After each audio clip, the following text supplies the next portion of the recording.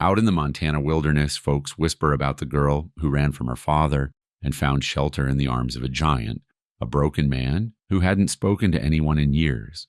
They say she told him, "You're bigger than my barn." And instead of laughing, he wept like a child. What kind of girl could soften a man made of stone, and what kind of pain could turn a man into a legend feared by a whole town? This isn't a love story. It's a story about why we break and whether goodness is ever enough to heal. When a barn-sized man cries and a runaway girl dares to stay, something deeper than romance takes root. What was really said in that orchard? And why does the whole town remember it like gospel? Every time I read your comments, and I'm reminded that stories like this don't just live in books, they live in us. If values like redemption, quiet strength, and standing up for the vulnerable still matter to you, then you're part of this story too. Drop a comment with the state you're watching from, and don't forget to like and subscribe so we can keep sharing these moments. Thunder cracked across the Montana sky like a curse flung from heaven itself. The wind rolled over the wheat fields, tugging at the brittle edges of the farmhouse, where a girl no older than 16 stood barefoot on the porch, a burlap sack clutched to her chest and her face pale with defiance. Her name was Lark, and her father had just told her she was no longer his daughter. She didn't cry when he slammed the door behind her. She'd already done all her crying 2 nights ago when he brought the man around, the one with tar-stained teeth and a wedding ring still fresh from a dead wife. "You'll do," the man had said. Her father said nothing at all. He just poured himself another drink and told her what time the preacher would be by. Lark had said no. She hadn't screamed, hadn't begged, hadn't run yet. She'd simply said no. And in her father's world, that one syllable was enough to banish her like Eve from Eden. Now, barefoot and trembling, she stepped off the porch and into the rising mud of the yard, her dress soaked at the hem by the rain already pounding down from the bruised sky. She walked toward the edge of the property, past the fence post where her mother's scarf still fluttered from the day she left and never returned. Lark didn't look back.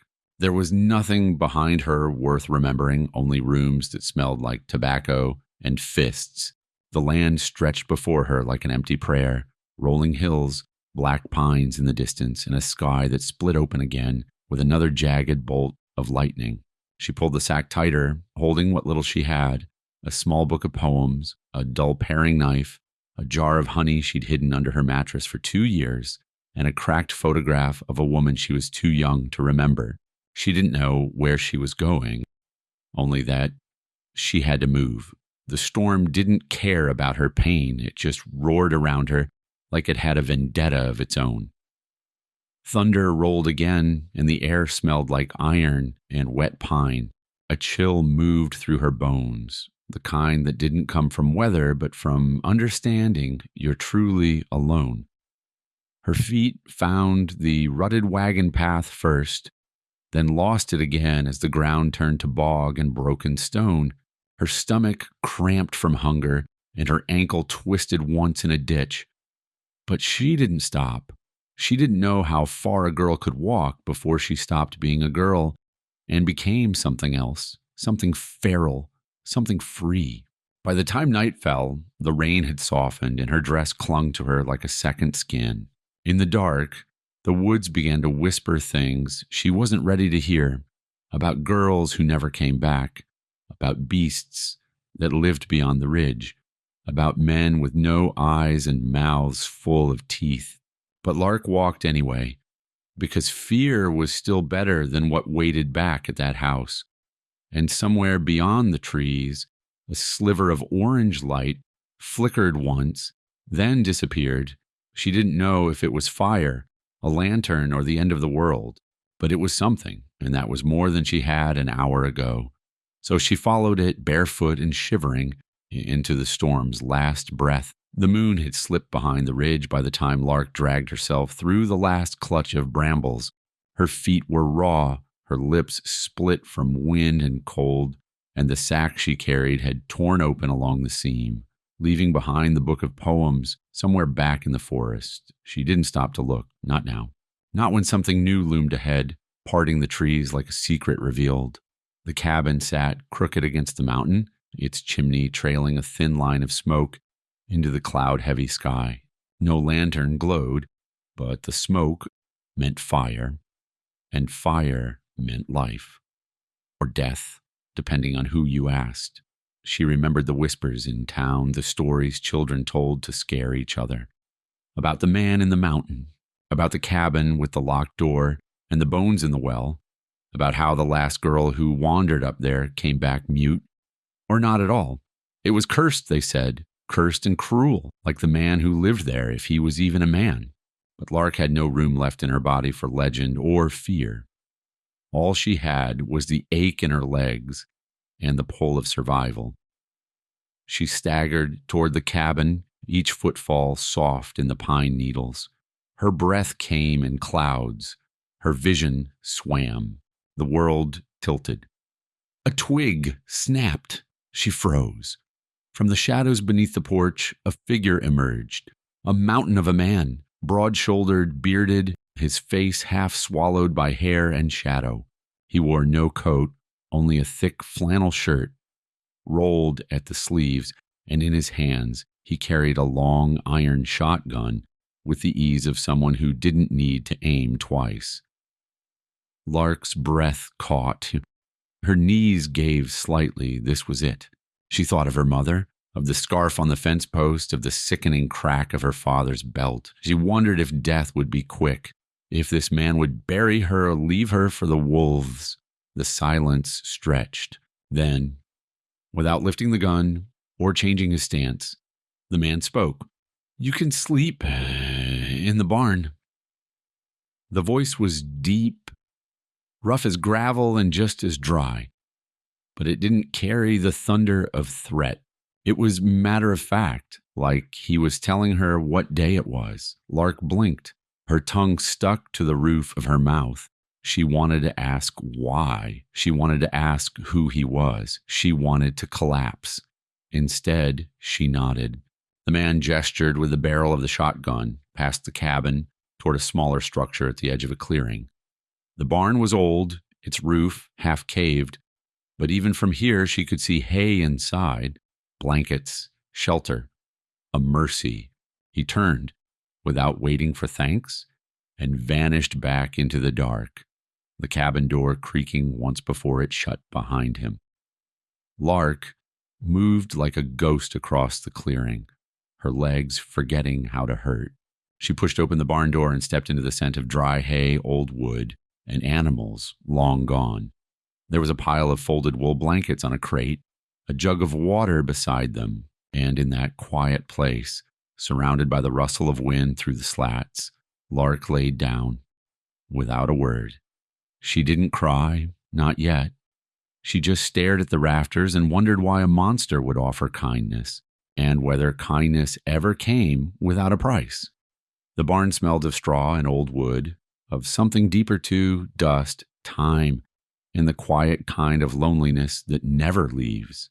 Lark had fallen asleep, curled against a stack of feed sacks, the burlap of her belongings still clutched tight in her arms. When she awoke, the storm was gone, replaced by pale blue light filtering through cracks in the slatted walls. Her limbs ached, her mouth was dry, but near the door, set neatly on an upturned crate, sat a tin plate with a wedge of cornbread and a jar of milk so cold it beaded with sweat. She didn't touch it at first. Hunger had never made her forget caution. She waited, listening to the creak of the roof, the call of birds in the trees beyond, the groan of wind that had turned gentle now. Only when her stomach twisted with real pain did she kneel and eat, slow and silent, savoring every crumb like it might be her last.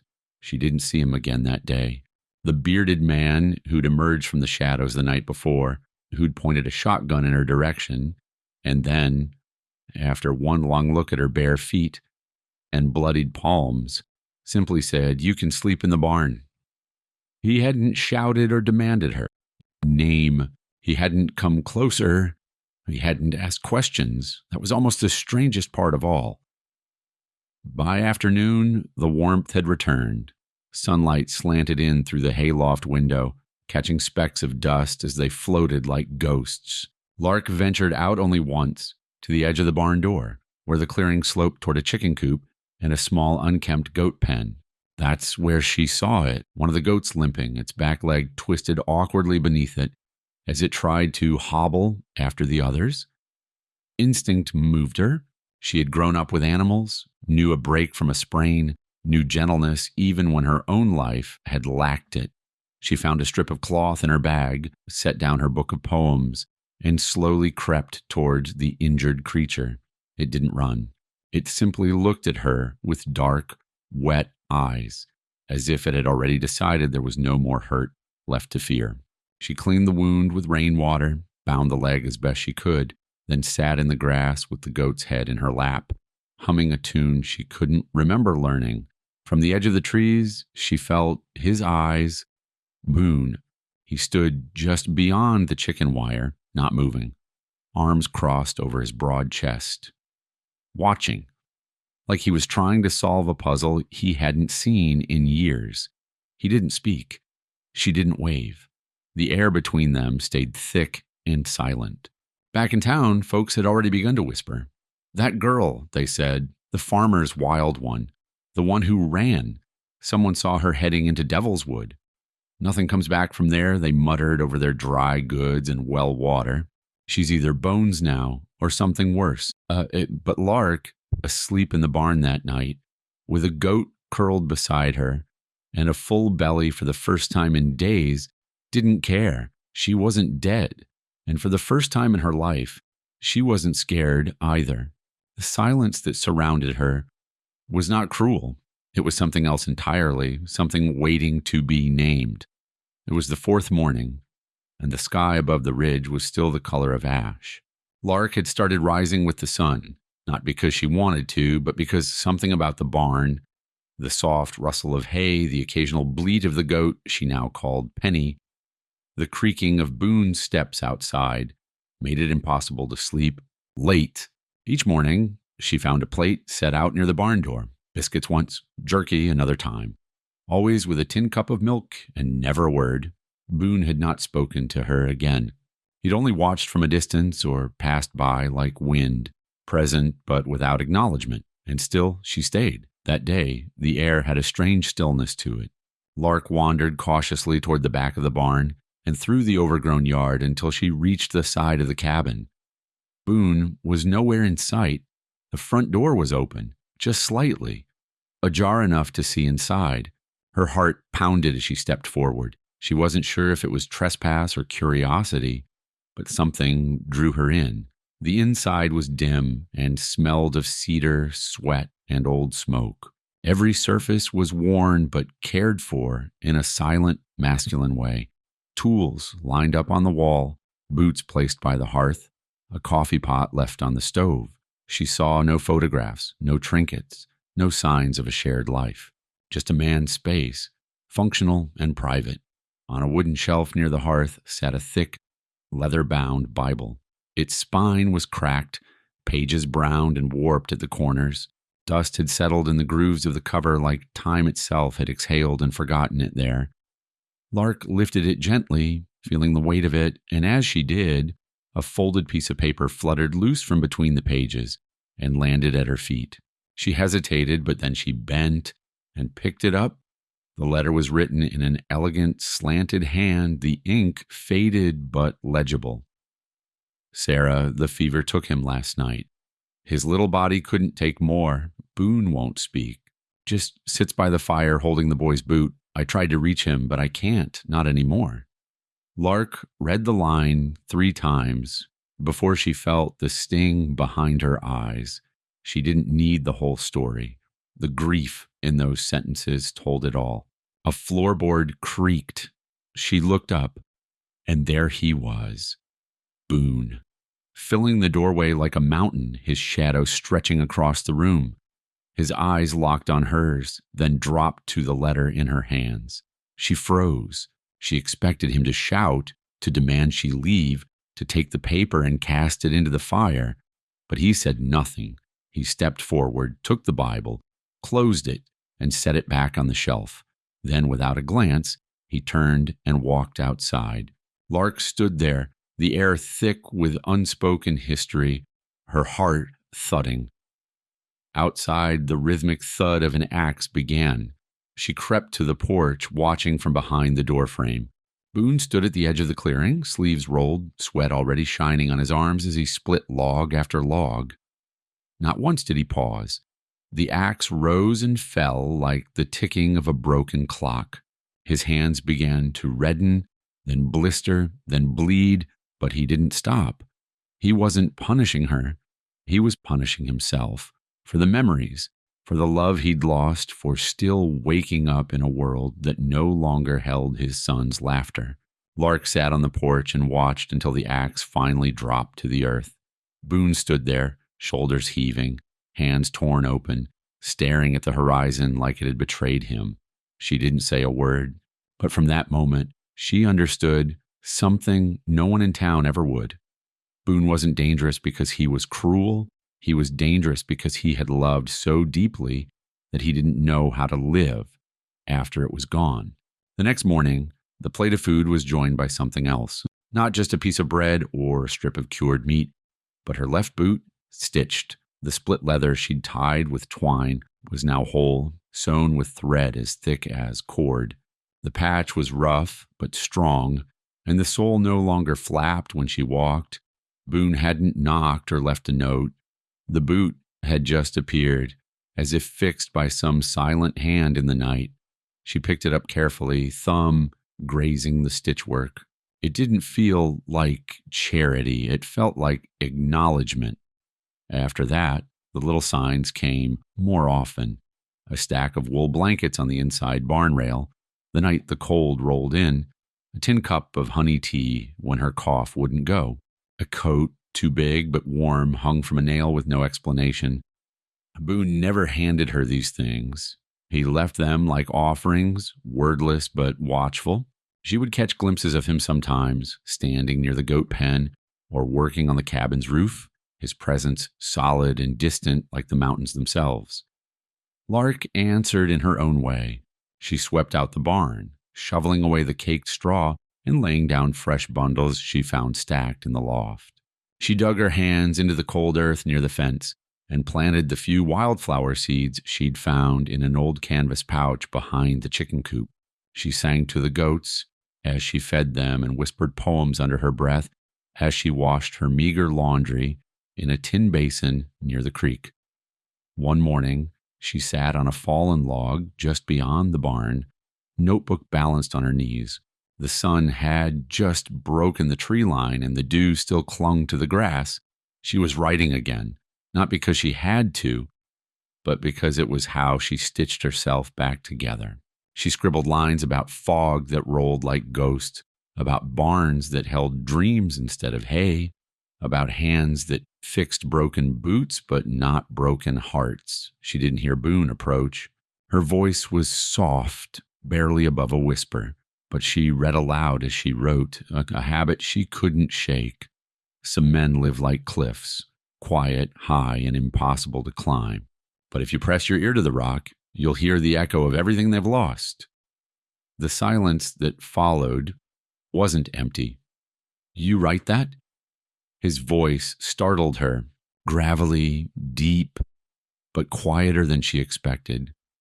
Like it hadn't been used much lately, she turned to see him standing 10 feet away, arms crossed, face unreadable.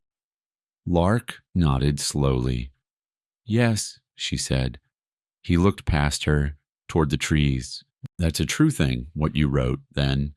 After a long pause, he added, people think cliffs don't fall, but they do, all at once. He turned and walked back toward the cabin, not waiting for a reply. She stared after him, the notebook still open in her lap, her hand resting on the page. It wasn't a conversation, not in the way the world expected, but it was the most either of them had said. And in that brief exchange, her words, his truth, something shifted. Not a thaw, not yet, but a crack in the stone just wide enough to let the light in. The day was too still, the kind of stillness that warns of trouble before it has the decency to show its face. The birds in the trees had gone quiet. Even the goats stood frozen, ears perked toward the ridge trail, like they knew something Lark didn't. She had just finished mending the barn gate when the low crunch of hooves on gravel reached her ears. Not Boone's slow, deliberate steps. These were heavier, careless, like someone who didn't care what ground they broke. Lark pressed herself behind the side of the barn, heart in her throat. From the clearing, voices echoed, sharp, official, and unwelcome. "Boone Harrow," a man barked. "Sheriff Eli Granger, I know you hear me." She peered between the boards. Boone stood at the cabin door, arms crossed, eyes narrowed. The sheriff sat tall in the saddle, a star pinned to his chest like it meant more than it did, and two men behind him looked like they'd rather be anywhere else. "We've had word," the sheriff continued, "that you're keeping someone who doesn't belong to you." Boone didn't answer. The sheriff dismounted slowly as if expecting the trees to move against him. 16-year-old girl, name of Lark, ran out on her PA, David Wilder. He says she's property, promised to a man, which makes her spoken for, not free to wander. Behind the barn, Lark crouched lower, the words making her stomach turn. "Property?" She bit her lip to keep from crying out. "And I'm going to give you one chance," the sheriff said, his voice oiled with condescension. "Send her out. Let the law do what it needs to. Ain't personal. Just how things are." Still, Boone didn't speak. The sheriff stared at him a long time. "You don't want this to get ugly, man like you. Folks already think you've done worse." Boone reached out slowly, took hold of the cabin doorframe. The muscles in his forearm rippled, but his face stayed cold as granite. "I'll be back," the sheriff said, stepping back into the saddle with more men and papers. He turned, and the three riders trotted away, hooves tearing up the soft earth. Boone didn't move, not until the sound had faded over the ridge. Then, without a sound, he slammed his fist into the oak door beside him. The crack echoed across the clearing like a gunshot. The wood splintered beneath the blow, a piece snapping off and landing in the dirt at his feet. Blood smeared across his knuckles, but he didn't look down. He just stood there, shoulders heaving, eyes locked on the trail the law had come from. Lark didn't come out until long after the sun had dipped behind the trees. She found Boone sitting by the goat pen, his back to the world, his hands still raw. She said nothing, just sat near enough for him to know she was there. That night, she returned to the barn and lay beneath the patched quilt he'd given her. But sleep didn't come. Instead, her mind burned with a dream she couldn't shake. A wooden house on fire, windows glowing like hell's own eyes. Boone inside, pounding against the door, while shadows laughed from outside. She tried to scream, but her voice caught in her throat like smoke. When she woke, her pillow was damp with sweat, and outside, the wind had picked up again. The trees swayed and whispered as if warning her that the fire she'd dreamed of was only just beginning. The morning after the dream, the world looked washed and quiet, as if the wind had swept it clean of the night's terror. Lark stepped out of the barn to find a heavy mist still hanging over the clearing, curling low across the grass. Boone stood by the fence, staring not at the woods, but toward the far side of the hill, past the goat pen and the half-rotten coop. She hesitated, then followed him when he began to walk. They crossed the ridge in silence. No words were needed. The air between them had changed since the sheriff's visit. Thicker now, but not with fear, with something older, heavier, like stone pressed into the shape of memory. He led her through a narrow path where wild roses grew untamed, their thorns snagging her skirt as she passed. At the end of the path, the trees opened up into a forgotten clearing. Gnarled apple trees stood in crooked rows, their branches thin and silvered with age. Many bore no leaves, no fruit, only brittle limbs, reaching skyward like pleading hands.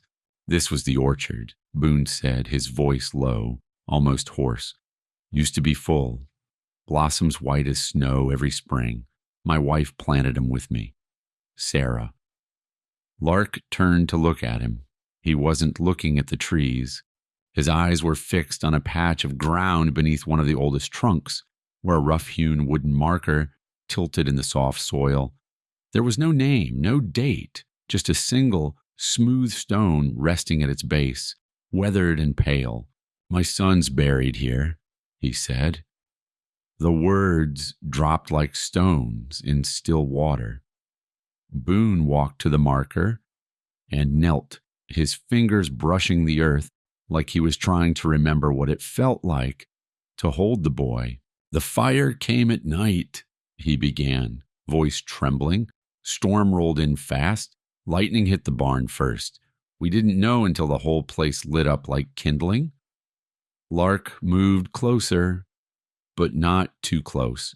I got Sarah out the front door, he went on. But the smoke, there was too much. The stairs collapsed. The roof went next.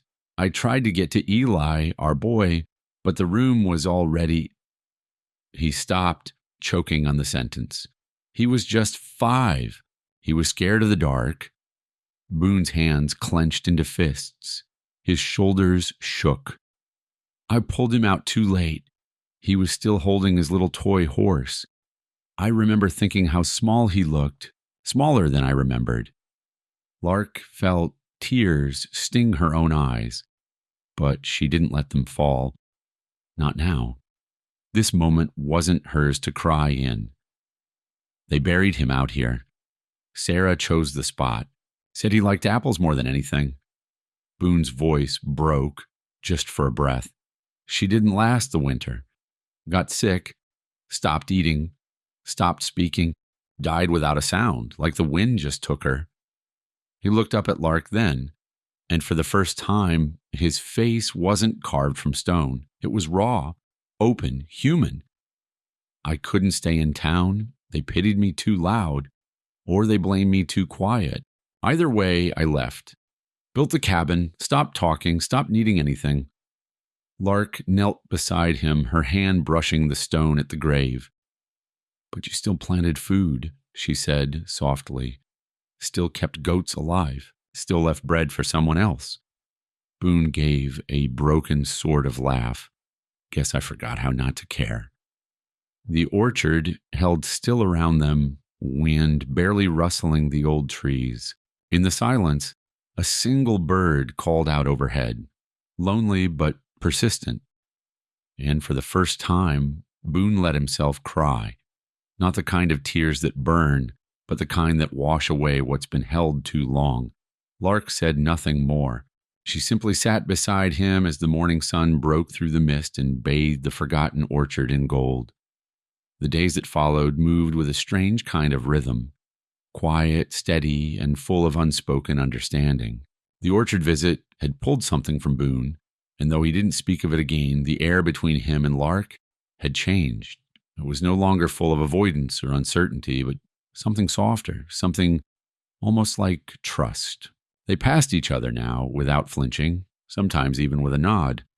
And every so often, in the low light of dusk, Boone would linger a little longer in the barn doorway before walking back to the cabin. Lark felt it too. A shift, not safety, not yet, but a sturdier sort of silence, one that didn't carry threat, only time.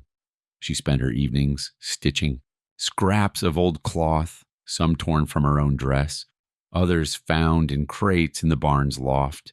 Even one sleeve from Boone's worn shirt became pieces of something more. Her mother had taught her once, long before memory had sharpened into pain. Sewing wasn't just about keeping warm. It was about making something whole out of pieces left behind. So she sewed slow and patient under the glow of a single lantern. When the quilt was done, she didn't knock. She simply folded it and laid it across Boone's cabin doorstep in the early light of morning. A patchwork of memory, and survival, of new beginnings sown from old ruin. She didn't expect a thank you, and she didn't get one. But later that same day, Boone stood in the clearing with something long and wrapped in cloth. He walked over to her where she sat by the goat pen, gently rubbing salve onto Penny's healing leg. Without ceremony, he laid the wrapped bundle beside her. "You should know how to use this," he said. She unwrapped the cloth. A rifle, old but clean, the metal well-oiled and the wood worn smooth from years of careful use. It wasn't a gift. It was a lesson, a warning, a promise. Boone spent the next week teaching her, not with long speeches or instructions, but with short, firm sentences and steady patience. He showed her how to load it, how to hold her breath just before she squeezed the trigger, how to clean the barrel and respect the danger it held. Lark listened, watched, practiced, her hands steadied, her aim sharpened. Then came fishing, tracking, snaring. She learned how to tell fresh prints from old ones, how to walk without sound, how to move with the land instead of against it.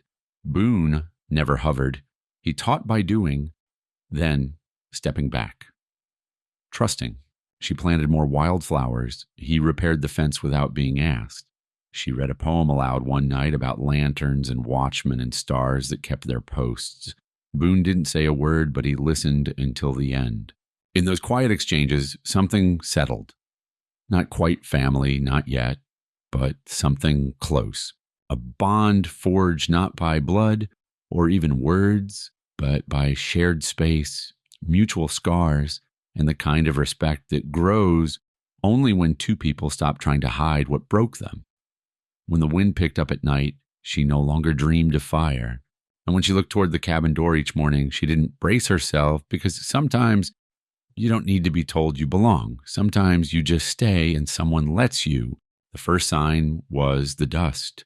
Fine, high, and pale, kicked up from wagon wheels too polished for these parts. Lark saw it from the edge of the orchard, where she'd been planting lupines near Eli's grave. The sound came next. Hooves striking stone, boots too clean, voices too smooth. She crouched low behind the thinnest apple tree, heart drumming against her ribs, eyes fixed on the trail that wound through the trees like a vein of trouble. 3 men rode in single file, dressed head to boot in black, not the faded black of mountain coats or work trousers, but crisp wool and polished brass buttons. Town men, men with authority stitched into every seam. Their horses were well groomed, their holsters freshly oiled, and their eyes too sharp to be just passers-by. She could smell their purpose before they even opened their mouths. Boone stood in the clearing, axe in hand, splitting logs like nothing was amiss. He didn't pause when they approached, didn't greet them, didn't flinch. The biggest of the 3 dismounted first. A man with a hat too tall and a face too smooth, like the wilderness hadn't touched him at all. "Mr. Harrow," he said. His voice was suzerain, but cold, the kind that smiled with its teeth, but never its eyes. "Jebediah Crane sends his regards." Boone lifted another log onto the stump and brought the axe down with a single strike. The crack of it echoed through the trees. The man chuckled lightly. "Well, I'll take that as acknowledgement." The second man climbed down and pulled a rolled parchment from his coat. "We're surveyors," he said. "Rail expansion, Montana Pacific Line, your lands of interest, the pass through the ridge, ideal grade, minimal blasting required, clean route to the new depot in Bridger Valley." Boone set the axe aside. He didn't move closer. Just stood there, shoulders square, the kind of silence around him that made men nervous. The third man didn't dismount. He stayed on his horse, eyes scanning the tree line. Lark ducked lower behind the tree, not daring to breathe. The spokesman continued, voice still pleasant. "We can offer compensation, more than fair. In fact, Crane's willing to pay for the whole stretch from the ravine to the southern ridge, including this rustic homestead." Boone said nothing. The spokesman's smile faltered. Look, we can do this friendly, real friendly, but this land, well, the papers will come either way.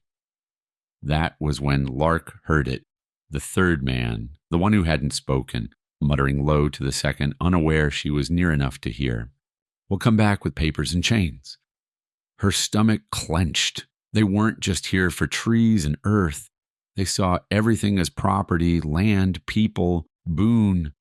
Boone finally stepped forward, stopping only when he stood between the men in his cabin. No sale, he said. 2 words, iron heavy. The spokesman tilted his head. You might want to think that through. Boone didn't answer, just stared. The man nodded once, sharp and thin. We'll be back. They mounted their horses without another word and rode off, the trail swallowing their silhouettes. Lark waited until the dust settled before stepping out from behind the tree. Boone didn't look at her. His eyes were still on the horizon. She could feel the shift in the air, thick and brittle like dry pine. Something had begun, and this time, silence wouldn't be enough to stop it. The next day brought a gray drizzle that made the whole mountain feel quieter than usual, like the world itself was holding its breath. Lark sat by the barn, mending one of Penny's feed sacks, when she heard the sound of hooves again, this time slower, softer, and without the sharp clip of boots behind them. She stood, squinting through the rain toward the trail. A small, wiry woman rode into the clearing atop a piebald mule, wrapped in a dark shawl, her skirts heavy with mud. Her long braid was streaked with gray, and feathers hung from the leather satchel tied to her saddle. Her face was creased like old paper, and her eyes were sharp and bright beneath the rain's mist. Boone stepped from the cabin before the mule had even stopped. He didn't say a word, just crossed his arms and stood still. Well now, the woman said, swinging down from the saddle. Don't look so surprised. You know I always find my way. Boone didn't answer, but his posture eased, if only slightly. Lark watched from the barn, unsure whether to step forward or hide. The woman turned and looked straight at her. You must be the girl. Come on, child, you've got my daughter's eyes. Lark blinked. Slowly she approached, brushing straw from her skirt. Your daughter? The woman nodded. Clara. Miss Clara, they call me in town, though they prefer to mutter it, not say it to my face. She gave a wry smile. Too many herbs, too much truth. Makes people nervous. Lark had heard the name, in whispers behind dry goods shelves, in church pews. The widow who brewed teas for pain and salves for babies, the one whose house smelled like rosemary and smoke, the one whose daughter vanished and whose husband drank himself to death, searching. They took my girl, Clara said, quieter now. 12 years ago, she was 14. Pretty. Quiet, just like you. Promised off to a man twice her age. When I said no, they called me wicked. Said I was keeping her from her duty. Her jaw tightened. Next thing I knew, she was gone. Disappeared into a marriage bed I never saw. I found her bonnet in the river a month later. Lark swallowed hard, heart hammering.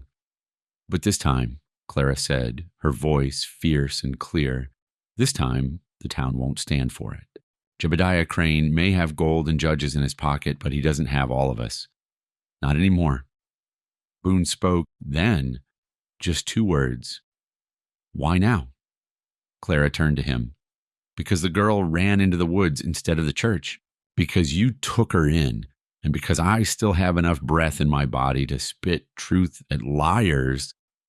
She opened her satchel and handed Lark a bundle, dried herbs wrapped in cloth. For sleep, she said. Nightmares don't go away easy. But this helps. Lark clutched it to her chest. Thank you. Clara reached out and touched her cheek. Don't thank me yet. There's a storm coming, and we're going to need more than roots and kindness to survive it. She mounted her mule again and turned to Boone. You're not alone anymore, so don't act like it. Then she rode off into the mist, leaving the scent of mint and smoke behind her. Lark stood still for a long time, the bundle in her hands, Boone's silence beside her, and the shape of something forming between them, something like hope, but harder, something like resistance. The smoke reached her before the sound did, thin, acrid, and sharp enough to pull Lark from sleep, with her heart already pounding. She sat up in the barn's loft, blinking against the dark, the stale warmth of hay still on her skin. But the air was wrong. It didn't smell like goats or damp wood. It smelled like something ending. She scrambled to her feet and rushed to the open slat near the roof. Beyond the clearing, just over the ridge, the night sky pulsed orange, fire. Not the gentle kind in a hearth or lantern, but wild, crawling up the dark like a living thing. And then the sound came. Popping wood, the distant roar of something catching. Lark's breath hitched. Boone was already moving. She saw him bolt from the cabin with a bucket in each hand, shirt half buttoned, hair wet from throwing water on his own face. He didn't speak. He didn't knock. He ran. Lark followed. Barefoot and breathless, she crossed the damp clearing behind him and reached the top of the hill just as Boone dropped to his knees near the base of the windmill. The old windmill, barely standing, silvered with rot and time, was ablaze. The fire licked up its frame like it knew the shape already. Flames clawed toward the sky, throwing sparks into the wind. The orchard beyond glowed like a haunted grove. Boone didn't pause. He dumped both buckets at the base and turned back toward the stream, muscles rippling as he ran. He didn't call for help, didn't ask for witnesses. He just filled and dumped over and over, moving like a beast with nothing left but purpose. His hands, bare and raw, blistered with the heat and the scrape of bark. Blood soaked into the fabric of his sleeves. But he didn't stop. Lark joined him. She couldn't carry as much, but she followed him to the creek, over and over again, her legs aching, her lungs screaming. Together, they soaked the earth, fought the blaze with sheer will. The fire fought back. When finally the last beam collapsed into a hiss of steam and cinder, Boone stood motionless, his chest heaving, his face streaked with soot and blood. The windmill was gone. All that remained was blackened timber, scorched grass, and the smell of spite. They sat in the wet dirt without speaking. Lark looked at his hands, shredded, raw, one knuckle split deep enough to show bone. He didn't seem to notice. His eyes were on the horizon. "It wasn't lightning," she said. He didn't answer, but his silence confirmed what they both knew. This wasn't random. It was a message. They'd come to take the land, and now they wanted to remind Boone what happened to men who stood in the way. They'd burned history, an old windmill that hadn't spun in years but still meant something. It had been Eli's favorite place to sit, Boone once said, a place Sarah had hung ribbons in spring. Now it was ash. Lark placed a hand on his arm. It wasn't comfort, just presence. Boone didn't look at her, but he didn't move away either. The sky above them had turned pale gray, and a chill crept in with the dawn. The land baron hadn't knocked at the door this time. He'd lit a match and waited to see if Boone would burn. He didn't, but the message was clear. They were running out of warnings. The sun had barely crested the ridge when the echo of hoofbeats broke the morning calm. Lark was in the orchard tending the wildflowers she'd planted near Eli's grave when she heard them, sharp, synchronized. Too many to be a neighbor, too loud to be anything but official. Her breath caught. She dropped the trowel and ran, heart pounding harder with each step. By the time she reached the cabin, it was already happening. 3 horses stood in the clearing, steam rising from their flanks. A covered wagon waited just beyond them, its canvas stamped with the county seal, though the ink looked too fresh to be official. Two deputies, men she'd never seen before, held Boone's arms. His face was calm, unmoving, but his wrists were shackled, heavy iron cuffs biting into his skin. His knuckles were still scabbed from the fire. Sheriff Eli Granger stood in front of the cabin, a rolled paper in one hand and a smug, tight-lipped expression like he'd just won a bet with God. "This land," the sheriff said, holding up the parchment for no one in particular, "is under the jurisdiction of the Montana Pacific Rail Authority, leased in trust by Jebediah Crane. Mr. Boone Harrow has refused vacate orders and is therefore under arrest for unlawful occupation of rail property." Lark froze, half hidden behind the goat shed. Her stomach turned. She didn't need to see the seal up close to know it was fake. Boone had owned this land since before she was born, but paper had power when men with money held the pen. Boone said nothing. He didn't resist. He simply turned his head slightly as if listening for something in the trees. They shoved him toward the wagon. He stumbled once, just once, but didn't fall. They threw him into the back like cargo. The clink of chains against wood echoed like a slap. Lark ran the long way through the trees, faster than she ever had, breath catching in her throat as she broke through the edge of town and pressed into the crowd already forming near the square. The wagon rolled through slowly. Boone sat in the back, upright but chained, his hair tangled from the ride, his face smeared with dust. Some folks stared with open mouths. Others whispered behind their hands. Then the spitting began. A man in a vest leaned over the railing and spat directly at Boone's boots. Another muttered, "Murderer," under his breath. A woman gasped as if scandal alone could strike him down. But Boone didn't flinch.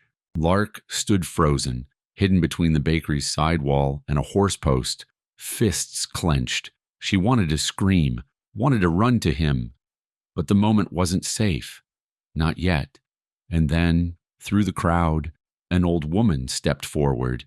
She walked slowly, stooped with age, a shawl draped around her shoulders like the wind had tried to take her but failed. She carried something in her hand, a flower, small, yellow, and slightly wilted, a spring bloom from someone's windowsill. She stepped up to the wagon, looked Boone in the eye, and gently laid the flower on the iron railing beside his cuffed hands. No one stopped her. No one spoke. Boone looked down at the flower, then lifted his head, and for the briefest second his eyes met Lark's from across the square. They didn't speak. They didn't need to. She would find a way. She had to, because they hadn't just chained a man. They'd made a mistake. They'd turned silence into witness, and Lark Wilder was watching. The moon hung low over the valley, swollen and yellow, casting long shadows through the cottonwoods that lined the back edge of Jebediah Crane's estate. Lark crouched low in the brush, the smell of wet soil in her nose, Boone's lessons running through her mind like scripture. Step where the ground is soft. Breathe with the wind. Listen harder than you move. It was the kind of night that kept its secrets if you walked gently enough. The manor house was too large for a man like Crane. Columns too tall, lamps too bright, shutters painted too clean for Montana mud. Lark watched it for nearly an hour before she moved. The guard posted near the front gate leaned against the rail, half asleep. The bourbon in his flask probably stronger than his loyalty. She didn't go through the front.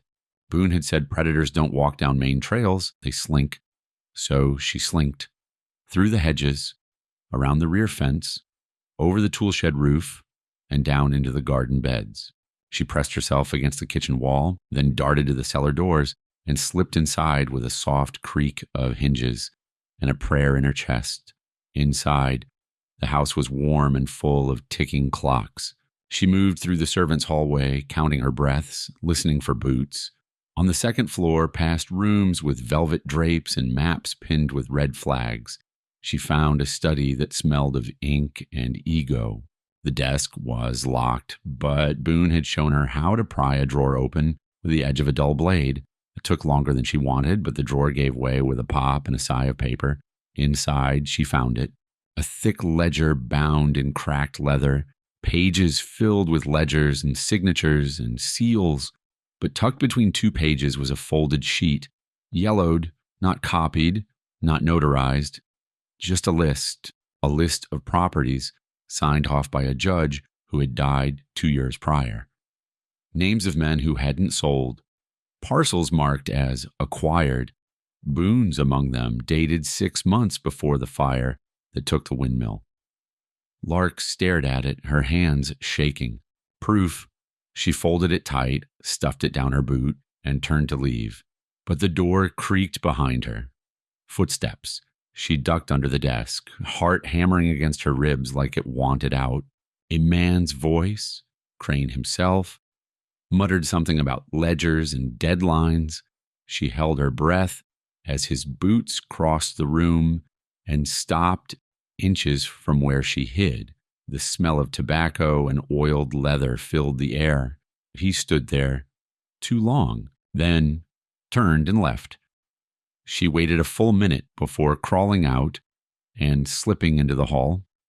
The ride back to town was on foot. She stayed to the woods, avoiding roads, blood pounding in her ears.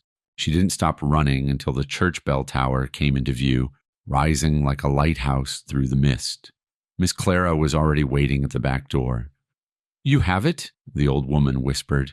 Lark nodded, breathless. Clara ushered her inside, bolting the heavy door behind them. "Upstairs. You'll be safe till morning."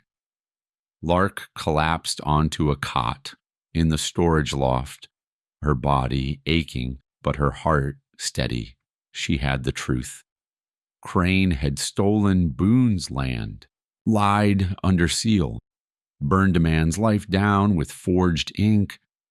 As the first light crept through the stained glass windows, casting red and gold across the pews, Lark closed her eyes and held the ledger tight to her chest. Tomorrow, the lies would begin to unravel.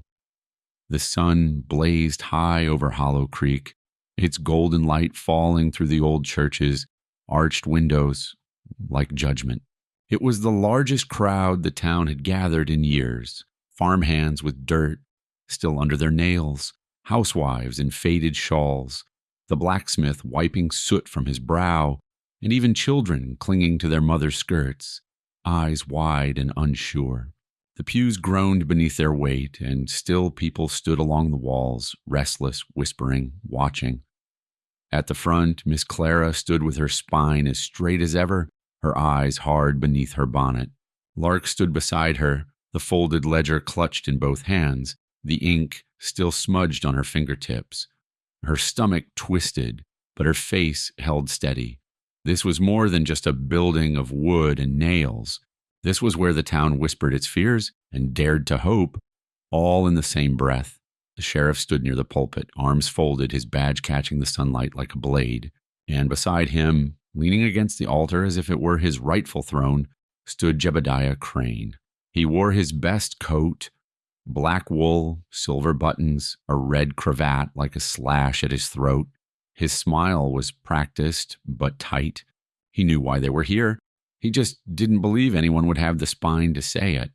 Clara's voice broke the hush.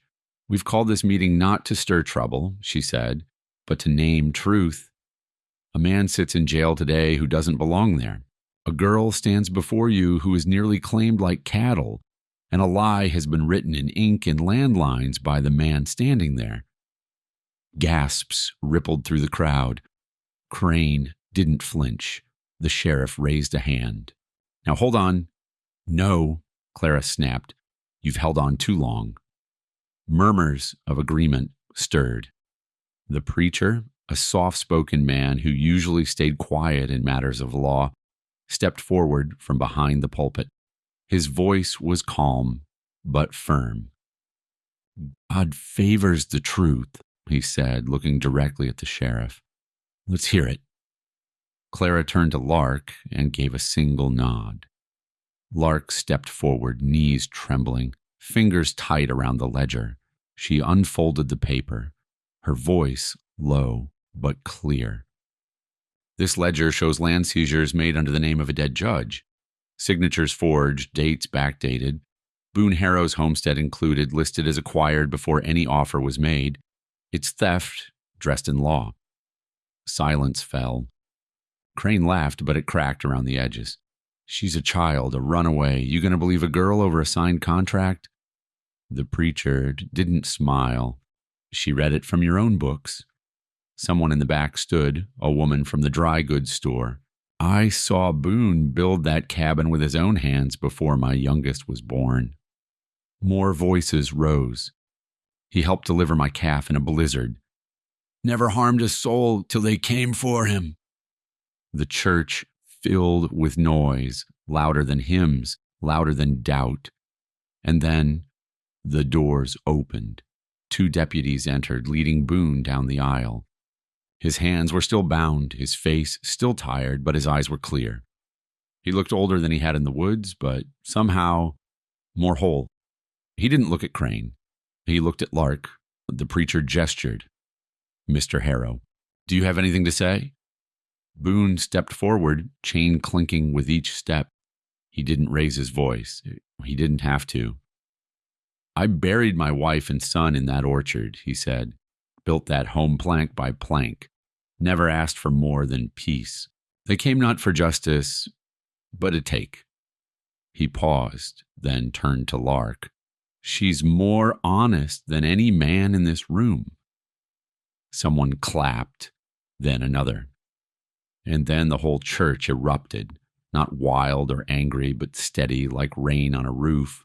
Crane's face burned red, his mouth twitching without words. The tide had turned, the truth had been spoken, and the town was listening. The church fell silent again, like breath being held by the walls themselves.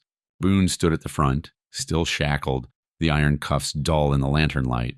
The crowd that had moments ago surged with noise now leaned forward in collective hush, waiting not with judgment, but with something quieter, a kind of reverence. Boone didn't look at Crane. He didn't glance at the sheriff or the preacher. His eyes found Lark's and held there for a moment. Whatever strength he had left, it lived in that gaze. He cleared his throat once, a dry sound, unused and rough. You all think you know why I left, he began. His voice was low and thick, but it carried. Some say I killed a man. Some say I went mad when Sarah died. Others figure I just broke apart and forgot how to come back. No one moved. I didn't leave because I was dangerous. I left because I wasn't strong enough to bury them twice. His hands trembled slightly, but he continued. Sarah and Eli died in a fire. Our house went up in minutes. I pulled my wife from the smoke, but my son, his voice broke then, just for a second, like a rope under strain. He was still upstairs. I tried, God knows I tried. A tear rolled down a woman's cheek in the 4th pew. The blacksmith gripped the edge of the bench like it might anchor him. I buried my boy under the old apple tree, Boone said, and I put a stone on his grave with no name because I couldn't bring myself to write it. Then I built a new cabin where no one would tell me to move on, and I stayed there alone until she came. He looked to Lark again. She stood straight despite the weight of every eye, her small hands clenched around the ledger still tucked in her satchel. She didn't ask for anything but a place to sleep. I didn't ask her anything either. I saw the bruises, the fear, the hunger, and I knew that look because once I saw it in the mirror. He turned to the congregation now, his voice growing firmer. This girl is no property. She is not a mistake to be returned or a mouth to be silenced. If the law says she belongs to anyone, then the law is broken, because the truth is, she saved me, not the other way around. Gasps and murmurs rose, but it was the silence that followed that settled deepest.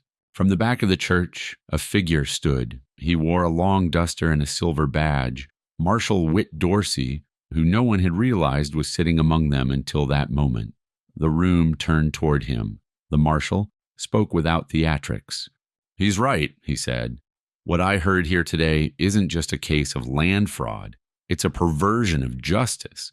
I'll be taking Crane into custody, effective immediately." Crane blustered, stepping forward. "Now wait just a—" But two of the marshal's men moved toward him with purpose, and for the first time, the land baron backed up like a cornered fox. The sheriff shifted uneasily, sweat visible at his collar. Boone lowered his hands, as if the weight of truth had lightened the chains. The preacher stepped forward and placed a gentle palm on his shoulder. "You spoke well," he said, and bravely. The townspeople didn't erupt in cheers. That wasn't their way. But a quiet understanding spread across the room like light through stained glass. Boone Harrow had broken his silence not to clear his name, but to protect someone else's. And in doing so, he'd reminded the town of its own conscience.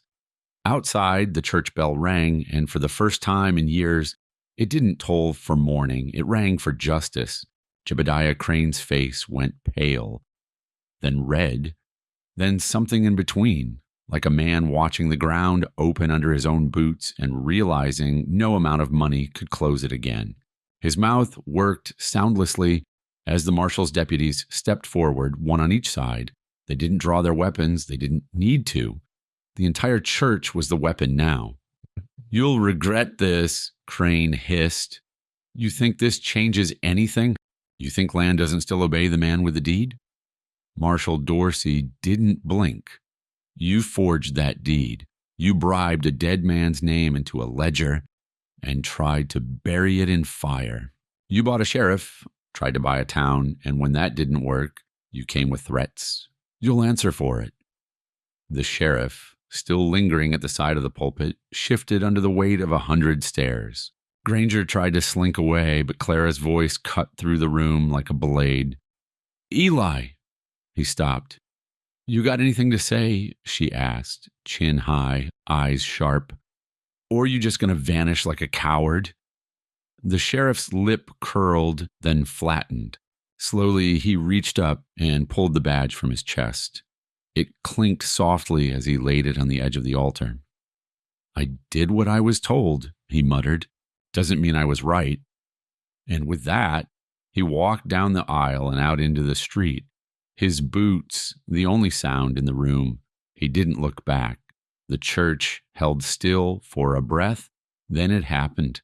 Someone clapped, then another, and then voices rose, soft at first, then stronger, louder, steadier. A name echoed through the rafters over and over again, not chanted in celebration, but in recognition. "Boone! Boone! Boone!"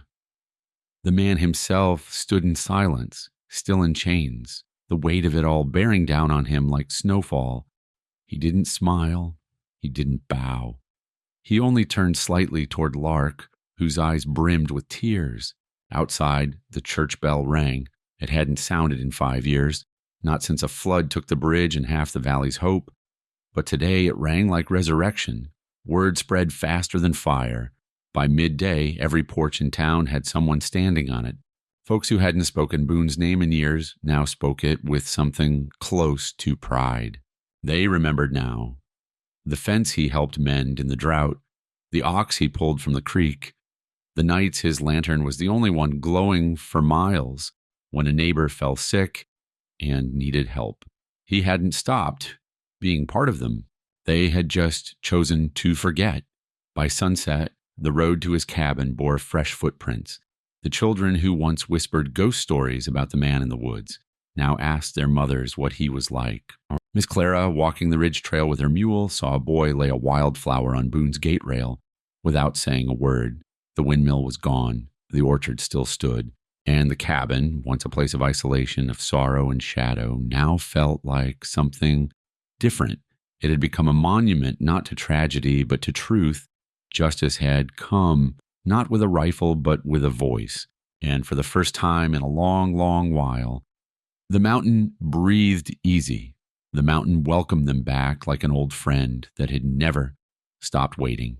The trail home felt different now, lighter, as if the burden they'd carried down into Hollow Creek had been left behind beneath the church's steeple. Boone's boots struck the earth with purpose, not retreat. Lark walked beside him, eyes fixed on the ridge ahead, a satchel of books slung over her shoulder, a thin smile on her face. They didn't speak much during the climb. They didn't need to. The land said enough. The cabin stood just as they'd left it, solid and steady, its windows catching the afternoon sun like pieces of amber. Smoke curled from the chimney, warm and familiar. Penny, now healed, bleated softly as they passed the barn, nosing Lark's skirt with recognition. Boone reached out and ran his calloused hand over the goat's back without a word.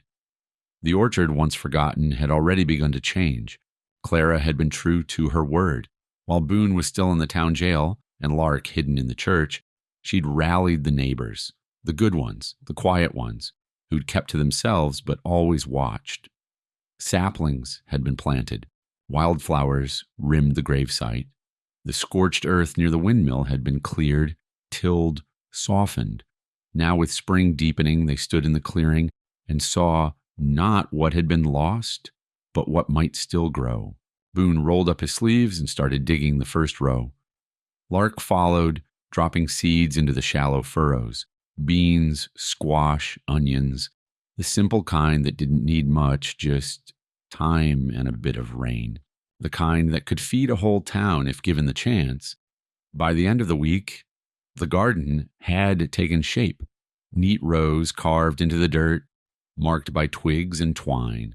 Children from neighboring farms began to wander up the trail in pairs, bringing bundles of cloth and loaves of bread from their mothers and, more than anything else, questions. Is it true you beat the sheriff? Did the mountain man really save the girl? Do you know how to read books from the back? Lark, flustered but smiling, invited them into the barn, where she had cleared a space and laid down an old quilt across. The hay. The children sat cross-legged, wide-eyed, while she opened the battered poetry book her mother had once hidden beneath the floorboards. It became her schoolhouse. No chalkboard, no bell, just a voice and the sound of words taking a root in young minds. Boone watched from the edge of the doorway, arms folded. Later that week, without saying anything, he disappeared into the woods and returned dragging lumber. He began building benches first and desks, then a large flat slab he shaped and sanded until it was smooth enough for chalk. He mounted it on the side of the barn, near the loft window, where the light came in just right. By midsummer, they had 12 students. Some couldn't spell their own names. Others whispered verses from the Bible as if reciting spells. But all of them sat up straighter when Lark stood before them, voice steady, fingers tracing every letter. Boone never entered the lessons, but he fixed every broken hinge, every leaking board, every creaking step. Clara visited once a week, bringing herbs and questions and praise too pointed for Lark's liking. You're building more than a school here, she said, watching the children chase each other through the orchard. You're building memory, and memory matters more than land. That night, Boone lit a lantern and sat on the porch beside Lark. The stars blinked through the pine boughs above. Never thought I'd hear laughter out here again, he said softly. She looked at him, eyes tired but shining. That's the thing about planting, she said. Sometimes it surprises you. And on that quiet mountain where grief had once built walls higher than trees, something new was growing, something that looked a lot like belonging. The sun had long since dipped behind the ridge, but the air still shimmered with the warmth of the day. The orchard, once a place of grief and silence, now pulsed with life. Wildflowers swayed in the breeze between the young apple trees, and rows of vegetables peeked from dark, well-watered earth. Laughter from the children's last game still lingered in the branches, faint now, like music fading with the dusk. And then came the fireflies, rising in slow pulses of golden light, blinking among the leaves as if the stars had come down to rest in the trees for a while. Lark sat on the quilt at the edge of the garden, barefoot, her notebook closed beside her. She watched Boone walk the rows with slow, deliberate steps. a hoe resting on his shoulder like an old companion. He checked the squash, flicked a beetle off the tomato vine, straightened one of the small wooden signs the children had made to mark the plants. She smiled, watching him. He wasn't the same man she'd met months ago, the silent shadow at the edge of the world, eyes like cold steel, voice like winter wind. This Boone walked a little lighter, still solemn, still carved from grief, but no longer hollowed out by it. He returned to her slowly and sat on the edge of the quilt, boots tucked under his knees, the garden behind them, the orchard stretching wide in front. Fireflies blinked between them and the grave under the apple tree. Penny the goat chewed lazily on a clover patch nearby, content in the hush of evening. Lark pulled her knees to her chest and rested her chin there. She looked at Boone and tilted her head. "You're bigger than my barn," she said. Boone furrowed his brow, caught off guard. "What?" She shrugged, a soft smile curling her lips. "Back when I first saw you, you looked bigger than life, like something that wasn't supposed to be real. And even now, after everything, you still are, but in a different way." He blinked. A laugh tugged at his chest, rough and unsure, and then it broke into something else. His shoulders shook, and tears fell. Slow, unashamed.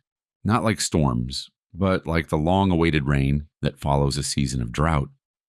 He wiped at his face with a worn sleeve, but didn't hide it. He turned to her, eyes shining. "You made me human again," he said. Lark leaned into him, their shoulders touching. They sat that way for a long time in silence thick with memory and mercy. Above them, the fireflies danced like slow-moving stars, and the orchard stood in full bloom, rows of promise rising from soil once soaked in sorrow. And then, as the light faded to blue and the wind whispered through the trees, a voice, steady and warm, spoke not from within the orchard, but above it, as if telling the story one last time. Stories save people, not always in ways we see, but in the quiet ways that stitch hearts back together. This one was about goodness and how it wins, not loudly but patiently. About how a man who'd stopped speaking found his voice again. About how a girl who was never safe learned that family isn't who keeps you, but who sees you. The past will always leave its mark, but it doesn't have to own us forever. If you believe that too, if courage, respect, and compassion still guide your steps, then you're part of this story now, and you always will be.